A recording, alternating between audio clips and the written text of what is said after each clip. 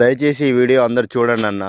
ఎందుకంటే ఏవేవో పనికిరాని యూట్యూబ్‌లో వీడియోలు చూస్తా ఉంటారు. దాని అర్థం పర్థం లేని వీడియోలు గూడా లైకులు కొడుతుంటారు. కానీ మా రైతులయి మాత్రం వీడియోలు ఎవరు చూడరు, లైక్ చేయరు, ఆదరణ అస్సలు లభించదు. మరి ఆ రైతులు ఏం పాపం చేసినో తెలవదు గానీ, ప్రకృతి అట్నే రైతులను నష్టం చేస్తుంది. ప్రభుత్వాలు నష్టం చేస్తాయి. ప్రతి ఒక్కరు రైతుని నష్టం చేస్తారు గానీ, వాళ్ళ బాధలు, కష్టాలు చెప్పుకోవడానికి ఒక యూట్యూబ్ లాంటి దాంట్లో గూడా ఎవరు సరిగ్గా ఆదరణ లేకపోతే ఎట్లా అన్నా? అందరికీ అన్నం గావాలి. అందరు తినడానికి అన్నం గావాలి. ప్రతి ఒక్కటి గావాలి గానీ, రైతుల బాధలు, రైతుల కష్టాల గురించి వాళ్ళు చేసే వీడియోలు మాత్రం ఎవరికీ అవసరం లేదన్న. ఎందుకన్నా అంతగా ఏం పాపం చేసిర్రు రైతులు?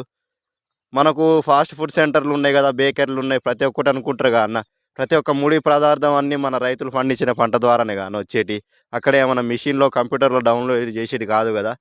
దయచేసి రైతులకు గూడా, రైతుల వీడియోలకు గూడా రైతులను గూడా కొంచెం ఆదరించండన్న. ఈ వీడియో అందరికి షేర్ చేసి కొంచెం మా బాధలు గూడా చూపెట్టండన్న. ఇవన్న రైతన్నలకు